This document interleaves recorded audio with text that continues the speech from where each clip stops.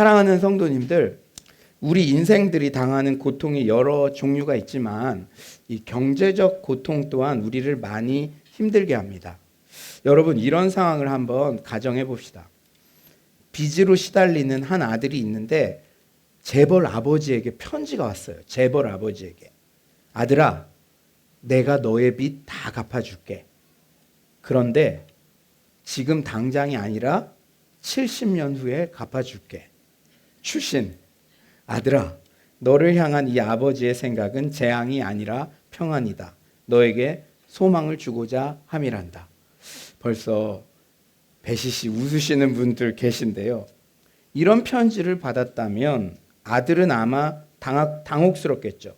나는 지금 당장 나의 빚 때문에 고통스러워 죽겠는데 70년 후에 내가 혹시 죽고 난 후일지도 모르는 미래에 나의 문제를 재벌 아버지가 해결해 준다고 하면, 그러고도 아버지가 나에게 평안과 희망을 주고 싶다고 말씀하시면 그 진정성이 의심스러울 수도 있습니다.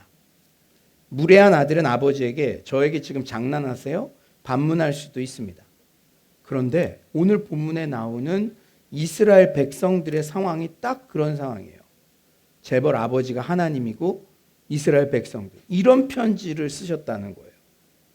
오늘 본문의 배경이 되는 1절 말씀을 우리 다 같이 한번 읽어볼까요? 1절입니다. 1절 시작.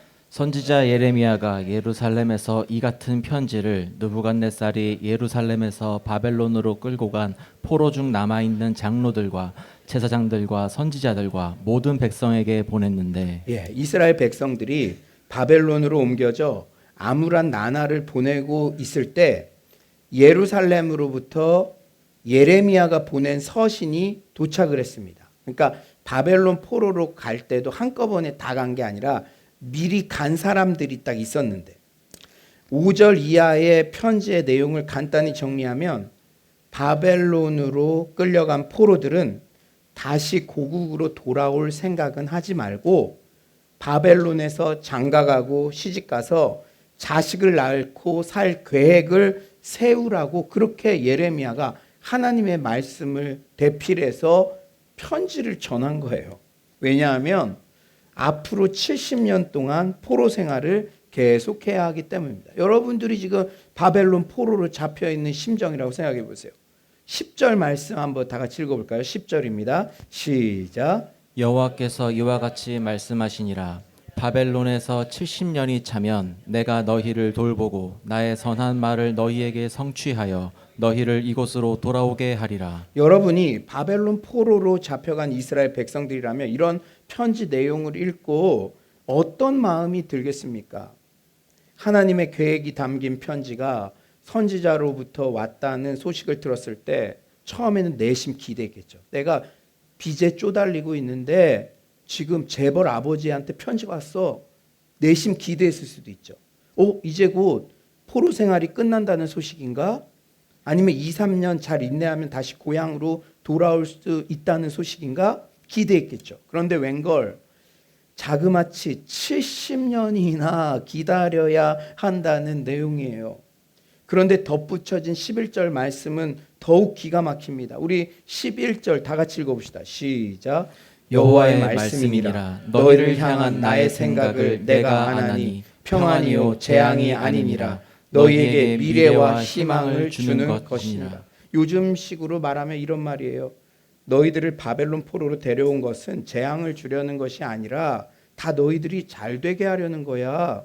지금은 고생스럽겠지만 결국은 해피엔딩으로 끝날 거다. 너 70년 동안 한번 버텨봐. 지금 빚이 있고 그런 상황, 그런 거 내가 지금 당장 안 도와주는 건 너 아들 잘 되게 하려는 거야. 이렇게 하면 참 받아들이기 참 쉽지 않죠. 이스라엘 백성들이 이 70년이라는 오랜 징계와 고통의 시간을 예고받은 때 과연 이 11절의 말씀이 위로가 되었을까요? 우리 이 11절 말씀 얼마나 이 말씀만 생각하면 큰 힘이 됩니까? 너희를 향한 나의 생각을 내가 아나니 평안이요 재앙이 아니니라. 아멘 아멘 그렇겠지만 이 배경을 알면 이 말씀 그대로를 아멘하기가 쉽지 않은 상황이에요. 지금 당장 해결해 줬으면 좋겠는데 70년 걸린다고 얘기하시면서 재앙이 아니라 평안이다. 사랑하는 여러분, 우리도 신앙생활하면서 비슷한 고민을 할 때가 있습니다. 분명히 나와 가정과 교회 공동체에 대해 약속의 말씀을 받았는데 고통과 연단의 기간이 너무 길게 느껴질 때입니다. 그렇다면 우리는 바벨론 포로 기간 같은 위기의 상황, 내 예상보다 길어지는 것 같은 고통과 연단의 기간을 어떻게 우리는 통과해야 할까요? 다른 거 없습니다. 우리가 어떤 시리즈 설교를 듣고 있죠? 기도 외에는 다른 이유가 없습니다. 낙심하지 않고 계속 기도로 나아가야 한다는 것을 오늘 본문도 말씀하세요. 우리 12에서 13절 한번 다 같이 읽어볼까요? 12에서 13절입니다. 시작. 너희가 내게 부르짖으며 내게 와서 기도하면 내가 너희들의 기도를 들을 것이요 너희가 온 마음으로 나를 구하면 나를 찾을 것이요 나를 만나리라. 그렇다면 예상보다 길어진 고난의 시간, 위기의 순간에 우리는 구체적으로 어떻게 기도해야 할까요? 첫 번째로 고난 중에도 나를 향한 하나님의 생각은 절대적으로 선하시다는 사실을 확신하며 기도해야 합니다. 나를 향한 하나님의 생각은 뭐라고요? 선하시다, 선하시다. 11절 말씀이죠. 여호와의 말씀이니라 너희를 향한 나의 생각을 내가 아나니 평안이요 재앙이 아니니라 너희에게 미래와 희망을 주는 것이니라. 이 말씀을 듣고 이스라엘 백성들은 선뜻 이해가 안 갔을 수도 있어요. 바벨론 포로로 잡혀간 현실이 어떻게 재앙이 아니라 평안이라는 것이지? 심지어 70년 후에나 돌아올 수 있다는 사실이 어떻게 나에게 희망이 될 수 있단 말인가? 그런데 우리는 선뜻 이해할 수 없는 상황에 직면했을 때 항상 하나님의 뜻은 내 뜻과는 다를 수도 있다는 사실을 인정해야 합니다. 아멘이십니까? 시공간을 초월해 역사하시는 초월적 존재이신 창조주 하나님의 생각을 한낱 피조물에 불과한 우리 인간이 다 이해할 수 있다는 기대 자체가 어불성설입니다. 11절에 내 생각을 내가 안다. 그 생각, 11절에 쓰인 생각이라는 단어의 원어적 의미는 시를 엮어짜 직물을 만드는 것을 뜻해요. 비유적으로는 복잡한 사고 절차 혹은 사고 행위를 나타냅니다. 즉 하나님께서 말씀하신 생각은 그냥 계획성 없는 우연한 행위가 아니라 하나님의 자녀들의 행복을 위해 노력을 기울여 골똘하게 사고하고 치밀하게 계획한 행위라는 거예요. 그러니까 70년의 포로 기간, 그 기간이 우리에게는 이거 너무 가혹한 거 아니야 할 수 있어도 하나님께서는 치밀하게 계획하고 사고하셔서 우리에게 그 한 명 한 명에게 그런 계획들을 실행하신다는 거예요. 너희를 향한 나의 생각을 내가 안다. 이거는 너희를 향한 나의 생각은 나만이 온전하게 안다라는 뜻과 같습니다. 그러니까 하나님의 생각을 전적으로 이해하고 알 수 있는 존재는 하나님 스스로밖에 없다는 뜻이에요. 우리는 바벨론 포로와 같은 고난과 연단의 시간이 우리 스스로는 재앙처럼 여겨질지라도 하나님 입장에서는 결코 그렇지 않습니다. 죄로 인한 징계는 하나님의 관심과 사랑의 표시예요. 지금 하나님의 선민 이스라엘 백성들이 왜 바벨론 포로로 잡혀갔죠? 우리가 내가 왜 바벨론에 있는가 그 신세만 한탄하는 게 아니라 왜 고난이 끊이지 않는가, 이게 왜 70년이나 언제까지 이런 게 아니라 과연 무엇 때문에 하나님께서 어떤 뜻이 있길래 하나님께서 이 과정을 통해 나에게 무엇을 가르쳐 주시려고 내가 지금 이 고난의 시간을 연단의 시간을 가고 있는가. 항상 하나님의 뜻을 분별해야 합니다. 하나님의 뜻에 관심을 가져야 해요. 여러분, 왜 이스라엘 백성들이 바벨론 포로로 잡혀갔습니까? 이스라엘 백성들은 기회가 없었던 게 아니에요. 수많은 선지자들과 주의 종들을 통해 우상 숭배하지 말고 하나님 말씀을 순종하라는 말씀을 들었어도 끝까지 돌이키지 않고 회개하지 않자 울며 겨자 먹기식이라도 부모님이신 하나님께서 징계의 회초리를 드신 것입니다. 참고 기회를 주고 주시다가 바벨론이라는 열강을 회초리로 사용하셔서 하나님 나라 선민에 맞는 성품을 다듬으시고 거룩을 회복시키시기 위함이십니다. 그런 면에서 우리 인생에 고난과 연단의 시기를 허락하시는 것은 여전히 하나님께서 우리를 포기하지 않으시고 사랑하신다는 강력한 증거가 됩니다. 옆집 아이는 상관없을지 몰라도 내 사랑하는 자녀가 잘못된 길로 계속 빠지면 회초리를 드는 부모의 심정이나 마찬가지예요. 히브리서 12장 6에서 7절 우리 한번 다 같이 한번 읽어봅시다. 히브리서 12장 6에서 7절 앞에 에어컨은 꺼주셔도 될 것 같습니다. 히브리서 12장 6에서 7절 우리 한번 다 같이 한번 읽어봅시다. 시작. 주께서 그 사랑하시는 자를 징계하시고 그가 받아들이시는 아들마다 채찍질하심이라 하였으니 너희가 참음은 징계를 받기 위함이라. 하나님이 아들과 같이 너희를 대우하시나니 어찌 아버지가 징계하지 않는 아들이 있으리요. 아멘. 그런 면에서 로마서 1장 28절은 하나님을 떠난 자들에게 징계 없이 내버려 두심이 하나님의 가장 큰 형벌임을 밝힙니다. 로마서 1장 28절이죠.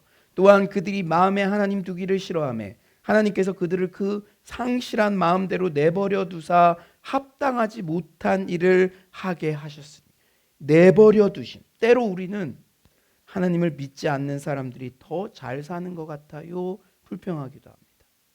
하지만 우리는 그들이 현실에서 잘 되는 것에 대해 부러워할 이유가 없어요. 하나님을 떠나 잘 되는 것은 의미가 없기 때문입니다. 하나님을 떠난 자들에게 주어지는 두 가지 심판이 있는데 먼저는 영원한 지옥에 떨어지는 심판입니다. 이것은 죽음 후에 맞이하게 될 미래의 심판이죠. 하지만 현실에서 받게 되는 심판이 바로 내버려 두시는 것입니다. 사랑하는 성도님들, 우리가 고난당할 때일수록 인생을 길게 보는 믿음의 안목이 필요해요. 이런 안목은 나를 향한 하나님의 생각은 절대적으로 선하시다는 믿음이 있을 때만 가질 수 있습니다. 여러분, 오늘 이 본문을 보면 아주 흥미로운 사실을 발견할 수 있는데 실제 바벨론 포로로 잡혀간 이스라엘 백성들은 처음에는 예루살렘 본토에 남아있는 사람들을 부러워했을 수도 있어요. 그러니까 우리가 일본에 포로로 잡혀갔는데 남아있던 사람들도 있었어요. 그러니까 나는 왜 뭐가 그렇게 잘못해서 뭐가 없어서 그렇게 징집이 됐지? 끌려갔지? 이렇게 불평했을 수도 있어요. 인간적으로 볼 때 머나먼 이국 땅에 그것도 하나님을 모르는 이방 나라의 포로가 된다는 것은 너무나도 서럽고 원통한 일이기 때문입니다. 그런데 그때 참선지자 예레미야만이 끝났어. 바벨론 포로로 잡혀가는 게 하나님의 뜻이야. 이렇게 선포했고 다른 선지자들은 잘 될 거야. 그런 일 없을 거야. 그러니까 다른 선지자들의 말이 지배적이었으니까 일반적이었으니까 남아있는 사람들이 우리는 살았다. 바벨론 포로로 잡혀간 사람들이 우리는 무슨 운이 없어서 이렇게 지금 이러고 있나 이렇게 불평했을 수도 있어요. 그러나 이 일에는 하나님의 엄청난 뜻이 숨겨져 있었습니다. 16에서 17절은 이렇게 말씀하세요. 우리 16에서 17절 우리 다 같이 한번 읽어봅시다. 시작. 다윗의 왕좌에 앉은 왕과 이 성에 사는 모든 백성 곧 너희와 함께 포로되어 가지 아니한 너희 형제에게 여호와께서 이와 같이 말씀하셨느니 만군의 여호와께서 이와 같이 말씀하시되 보라 내가 칼과 기근과 전염병을 그들에게 보내어 그들에게 상하여 먹을 수 없는 몹쓸 무화과 같게 하겠고. 여러분, 바벨론 포로 쫙 잡혀갔는데 하나님의 편지가 왔어요. 너희들 부러워하지 마. 예루살렘에 남아있는 그들, 하나님 뜻 거슬려서 남아있는 그들은 5, 6년 안에 다 진멸당해. 지금 이런 말씀이에요. 불과 5, 6년 안에 그 무서운 심판이 예루살렘과 유대 나라에 임하게 되어 있어요.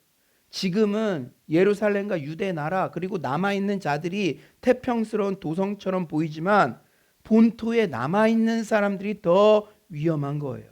하나님 말씀, 하나님의 뜻은 너희들이 바벨론 포로로 잡혀가는 거였으니까. 사랑하는 여러분, 하나님은 그 이스라엘 백성들 가운데서 몇 사람을 뽑아 바벨론의 포로로 잡혀가도록 만드셨습니다. 이 사실을 나중에 알게 된 바벨론 포로 이스라엘 백성들은 얼마나 감격의 눈물을 흘렸겠습니까? 처음에 잡혀와서는 저 남아있는 사람들 부러워하면서 왜 나만 이렇게 여기에 잡혀왔어요? 원망하고 그랬을 수도 있지만 이 하나님의 편지를 받고 거기 있었으면 우리 가족들 나 다 몰살했겠구나. 사랑하는 여러분, 여러분들도 이런 인생의 경험들 다 있잖아요. 정말 하나님을 믿는 사람이라면 내가 포로로 잡혀온 것, 현재 고난받는 것에는 분명한 하나님의 선하신 뜻이 있을 거라는 사실을 신뢰해야 될 줄 믿습니다. 뭔가 하나님이 하실 일이 있겠지. 하나님의 뜻은 내 뜻과는 다를 수도 있어. 여러분 잘 아시다시피 아까 우리 김세현 형제님도 중국 간증을 하셨는데 저도 중국 평신도 선교사 출신이에요. 안정된 직장을 정리하고 중국 영혼들 사랑하는 그 마음 하나로 선교사로 나갔습니다. 하지만 정작 중국에서 저에게 맡겨진 사역, 그 선교팀이 저에게 맡아줬던 그 일은 중국 사람은 한 번도 만날 수 없는 한국 유학생 청소년들을 지도하는 일이었습니다. 안정된 직장까지 정리하게 했던, 그토록 사랑했던 중국 영혼들과는 교제할 시간도 없이 그저 하루 종일 한국 유학생 청소년들만 지도해야 했어요. 여러분, 청소년 한 명 가정에서 키우기도 손이 많이 가잖아요. 근데 60명, 70명 그 아이들 제 아내랑 다 케어하고 생활을, 그게 저의 그 선교팀에서 주어진 업무였어요. 처음에는 제가 죄송한 얘기지만 불평도 나올 뻔했습니다. 내가 이럴 바에야 한국에서 직장 잘 다니면서, 그때 금융권이니까 월급도 많이 받았는데 한국 교회 청소년부 부장집사로 멋지게 섬기는 게 더 낫지 않나 후회도 되곤 했습니다. 왜 나를 중국까지 오게 하셔서 한국 청소년들 이렇게. 하지만 결론적으로 그때의 경험이 부산 수영로교회 중등부 전도사로 청빙되는데 결정적 역할을 했고, 지금은 서울로 공동체에서 영광스러운 사역을 감당하고 있습니다. 그때 수영로 교회 청소년부 오고 싶어하는 친구들이 많았거든요. 그때만 해도 신대원 경쟁률이 높았어요. 5대1 막 그랬습니다. 그래서 그 수영로 교회 출신들 중에 23명인가가 신대원 합격했어요.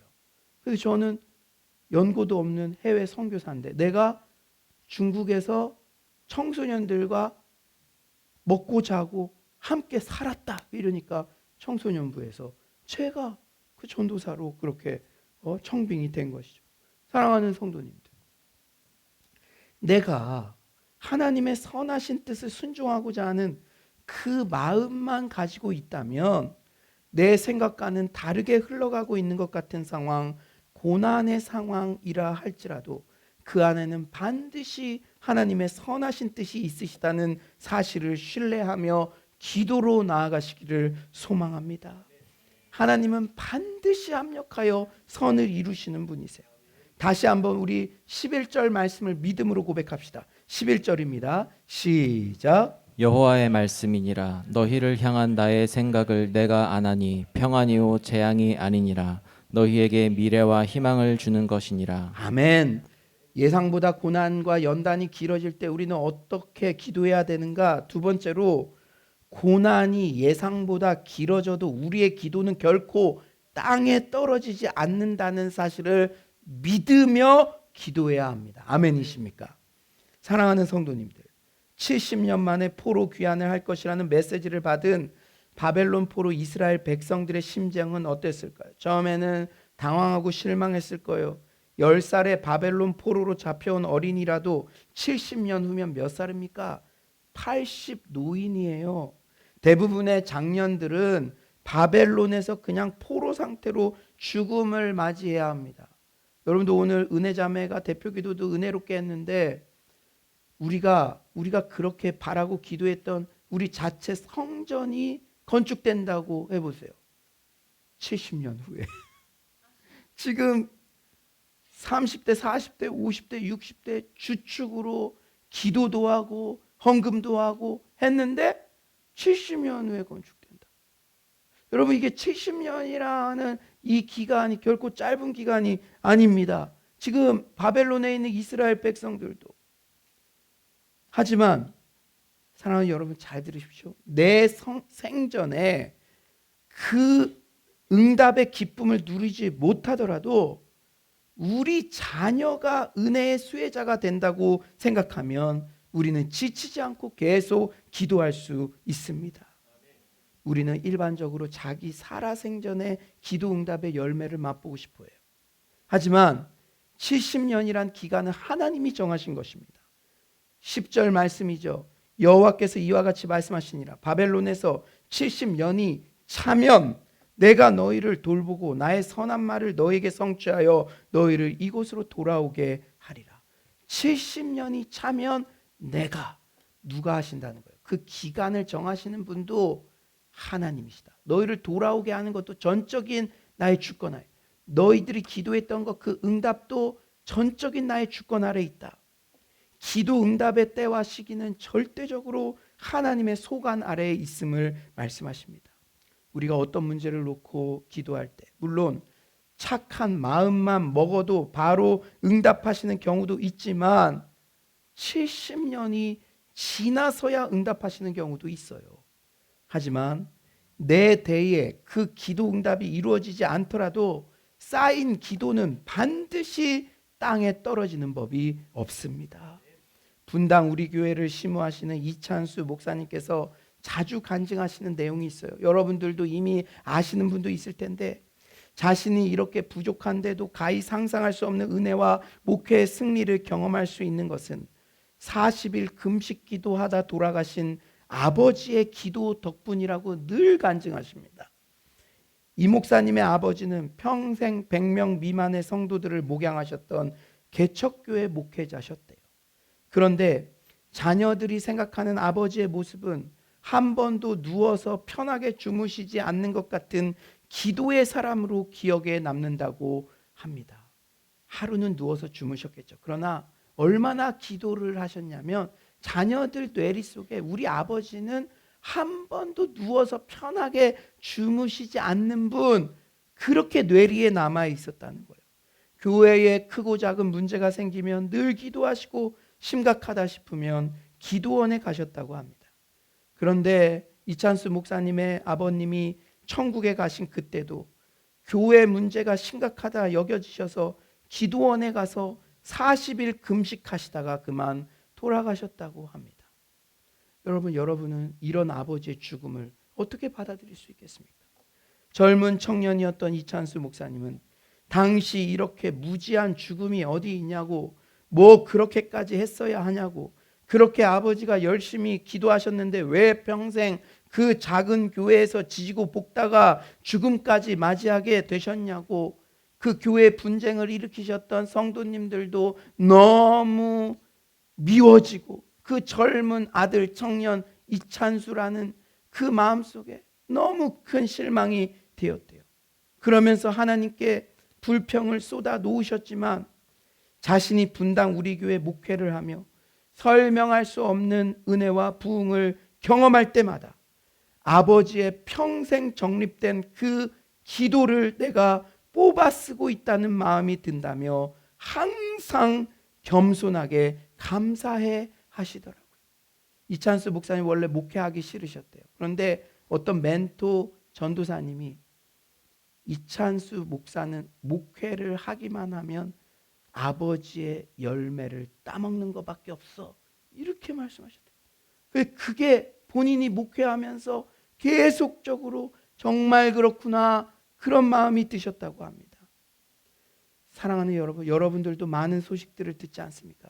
수많은 선교사님들, 농어촌, 개척교회 목회자님 자녀들이 축복을 받는 그 소식들, 그게 결코 우연이 아닙니다. 우리 교회는요, 참 순종하는 마음으로 이 필리핀 단기 선교팀부터 기도 통장을 정립할 거예요. 뜻이 있는 곳에 길이 있다고, 이 기도 통장이라고 잘 나와 있더라고요. 그래서 제가 오늘 단기 선교 팀원들한테 하나씩 나누어 드릴 겁니다. 1분에 10,000원꼴로 적립된 기도는 결코 땅에 떨어지는 법이 없으며 부모님의 기도로 자녀 대회라도 응답을 받는다는 마음으로 지치지 않고 기도의 행렬에 동참하는 여러분 모두가 되시기를 간절히 축원합니다. 꼭 선교팀원 아니더라도 나의 기도의 정립으로 내 자녀에게 내가 무엇보다 좋은 믿음의 유산을, 축복의 그러한 기도 열매들을 내가 전수하고 싶다, 그런 마음이 드시는 분이 있다면 자원자는 얘기해 주시면 추가 주문해서 제가 드리겠습니다. 사랑하는 여러분, 우리가 예상보다 고난이 길어지더라도 그때 내가 했던 기도는 자녀에 대해서라도 반드시 응답된다는 사실 잊지 마시기를 간절히 축원합니다. 세 번째로는 고난 중에도 우리는 때를 따라 돕는 은혜를 계속 간구해야 됩니다. 그러니까 때를 따라. 여러분 70년 후에만 하나님이 쫙 나타나셔서 포로 귀환하는 그 은혜가 아니라 매일매일 매 순간순간마다 기도할 때마다 은혜 주시는, 때를 따라 돕는 은혜가 우리에게 필요하다는 거예요. 여러분, 어떤 분들은 70년 만에 어차피 돌아올 텐데 뭐 그렇게 기도할 필요 있어? 반문할 수도 있습니다. 하지만 13절을요, 원문으로 보면 동사의 시제가 독특해요. 조건절에 나오는 나를 구하면은 미완료 시제로 되어 있습니다. 미완료라는 건 계속한다는 거예요. 계속한다는 거. 반면 찾을 것이요 만나리라라는 귀결절 동사는 예언적 완료로 되어 있습니다. 무슨 의미입니까? 70년 만에 포로 귀환한다는 약속의 말씀을 받았어도 매일매일 온 마음으로 하나님을 구하며 지속적으로 하나님을 찾아야 한다는 거예요. 그렇다면 70년 후에 기도 응답이 약속되어 있으면서도 왜 하나님께서는 매일매일의 기도의 자리로 우리를 초대하실까요? 우리는 매일의 은혜가 필요한 존재이기 때문입니다. 어제의 은혜가 오늘의 은혜를 담보하지 않아요. 엄밀히 따지면 우리는 매일매일 오늘의 은혜로 살아가는 겁니다. 코로나 3년도 우리는 어떻게 지나왔어요? 언제 코로나가 종식될지도 모르는 상황에서 그저 하루하루의 은혜 덕분에 지나온 것입니다. 우리는 고난이 극심할 때는 그저 오늘 하루 버텨내자, 주님 오늘 하루만이라도 살 수 있는 은혜를 내려주세요, 그렇게 하루하루 고난의 터널을 통과해야 합니다. 컴패션 부대표 양승구 목사님 간증하셨죠. 뉴욕 교회 목양시 변화되지 않는 교회 상황에 너무도 낙심된 마음 때문에 1년 이상을 그저 하루만 버티게 해주세요, 그런 마음으로 새벽 기도에 나가셨다고 합니다. 여러분, 담임 목회자가 하루만 버티게 해주세요, 그 마음으로 매일 새벽에 나가는 그 심정이 어떻겠습니까? 그런데 그 극심한 고난의 시기, 하나님께 가까이함이 내게 복이라, 내가 주 여호와를 나의 피난처로 삼아 주의 모든 행적을 전파하리다. 하나님께 가까이함이 내게 복이라 라는 시편 73편 28절의 말씀이 자신을 살리셨다고 합니다. 물론 교회의 성장, 승진, 부귀, 영화 등도 복이지만 궁극적인 복은 주님을 가까이함에 있다는 말씀, 자신이 고난을 통해 오히려 하나님과 가까이하게 된 사실이 무엇보다 큰 복이라는 사실을 깨닫게 될 때 깊은 낙담과 우울에서 회복되었다는 그런 고백을 하셨습니다. 오늘 본문에서 하나님께서는 이스라엘 백성들에게 이렇게 위로하세요. 너희들이 70년 동안 바벨론 포로 생활하면서 피눈물이 날 정도로 어려운 일들이 많을 거야. 그런데 나는 너희들이 어떤 엉망진창 상황, 어떤 고난의 상황에서도 너희들이 어느 곳에 거하든 전심으로 나를 찾고 간구하면 반드시 너희들을 만나줄 거야. 힘든 일이 있을 때마다 언제든지 나를 향하여 부르짖어라. 그러면 내가 너를 위로해주고 당장 있어야 할 것들을 공급해 줄게. 하나님께서는 오늘 우리에게도 포로로 잡혀간 유대 나라 사람들에게 주셨던 동일한 말씀을 들려주십니다.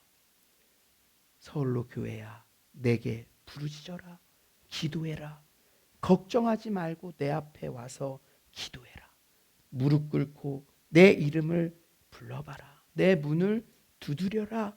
그러면 내가 다 들어주겠다. 이제 말씀을 정리하겠어요. 저는 오늘 본문을 묵상하며 어쩌면 우리네 인생 전체가 바벨론 포로 70년의 기간이라는 생각이 들었습니다. 이게 무슨 말이냐고요? 제가 묵상을 하다 보니까 우리 인생이 바로 70년 만에 귀환할 걸 알지만 바벨론에 살아가는 그런 나그네 아닐까. 우리는 죽으면 천국에 갈 존재라는 걸 알지만 이 땅에서는 고통도 혼재하는 그런 삶을 살잖아요. 주님 오시는 날까지 우리는 이미 임한 하나님 나라와 아직 완성되지 않은 하나님 나라 사이에서 주의 군사로 고난을 받아야 하는 삶을 살아가기 때문입니다. 그런 면에서 바벨론 70년 포로 생활 중 무엇보다 기도에 힘쓰라는 하나님의 말씀은 우리 신앙 전체에서 핵심으로 삼아야 합니다. 왜냐하면 우리 신앙생활, 우리 인생 전체를 바벨론 그 70년 포로 생활과 비유할 수 있으니까요. 여러분 잘 들어보세요. 여러분이 너무나 잘 알고 있는, 그러나 보지도 듣지도 말하지도 못했지만 신앙으로 위대한 업적을 남긴 헬렌 켈러는 이런 말을 했습니다. 행복의 문 하나가 닫히면 다른 문 하나가 열립니다. 그러나 우리는 닫힌 행복의 문을 너무 오랫동안 바라보고 있기 때문에 지금 막 열린 문을 보지 못합니다. 여러분, 오늘 올 때 여러분을 낙담하게 했던 닫힌 문 같은 게 있었습니까? 그러나 오늘 이 예배 시간을 통해서 우리 교회에도 하나님은 또 새로운 열린 문을 허락하셨어요. 그러나 우리는 너무 닫힌 문 때문에 섭섭해하면서 열린 문을 보지 못할 때가 많다는 거예요. 기도하는 자는 앞문이 닫히면 뒷문이 열린다는 사실을 믿는 자입니다. 기도하는 자는 사방이 막힌 것 같아도 하늘 문은 열려 있다는 사실을 믿는 자입니다. 기도하는 자는 한 길이 막히면 또 다른 길을 여시는 하나님을 신뢰하는 자입니다. 하나님께서는 바벨론 포로 생활 가장 비참하고 위기의 상황 속에서도 언제든지 전심으로 자신을 찾고 구하면 기도를 반드시 들어주시고 우리를 만나주신다고 약속하십니다. 고난과 연단의 시간, 다시 한번 우리가 기도의 자리로 나아갑시다. 하나님의 나를 향한 생각은 절대적으로 선하세요. 우리의 기도는 결코 땅에 떨어지는 법이 없습니다. 우리의 자녀 세대라도 반드시 축복해 주십니다. 아무쪼록 우리가 고난의 때라도 낙심하지 말고 매일 기도의 자리에 나아가 새로운 축복의 문을 매일 열어주시는, 때를 따라 돕는 하나님의 은혜를 마음껏 누리는 서울로의 모든 성도님들 되시기를 간절히 축원합니다.